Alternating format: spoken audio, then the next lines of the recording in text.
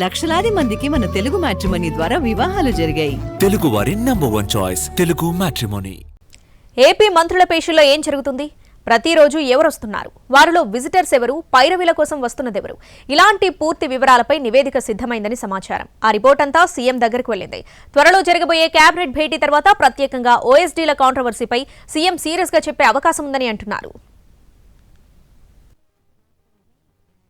AP CM Chandrababu ప్రతి చిన్న సందర్భంలోనూ ఎమ్మెల్యేలు మంత్రుల పనితీరు గురించి పదే పదే హెచ్చరిస్తూ ఉంటారు. సూచనలు సలహాలు ఇస్తూ ఉంటారు. సిబ్బంది విషయంలో మంత్రులు జాగ్రత్తగా ఉండాలని చెబుతూ ఉంటారు. గుడ్డిగా కాకుండా బాగా ఆలోచించి సిబ్బందిని పెట్టుకోవాలని సీఎం చంద్రబాబు పలుమార్లు సూచించారు. అయినా కూడా కొంతమంది మంత్రులు బ్లైండ్గా, అది కూడా గత ప్రభుత్వంలో పనిచేసిన వారిని, అందున అవినీతి ఆరోపణలు ఉన్నవారిని పేషీల్లో పెట్టుకున్నారు. అందుకు ఉదాహరణ మంత్రి కొల్లు రవీంద్ర ఓఎస్డీ వ్యవహారం. గతంలో హోంమంత్రి పర్సనల్ అసిస్టెంట్ విషయంలో కూడా ఇదే జరిగింది. మరో మంత్రి ఓఎస్డీపై విమర్శలు వచ్చినా ఎలాంటి చర్యలు తీసుకోలేదు. దీంతో అసలు ఓఎస్డీ, పిఎస్ల విషయంలో ఏం జరుగుతోందనే చర్చ మొదలైంది.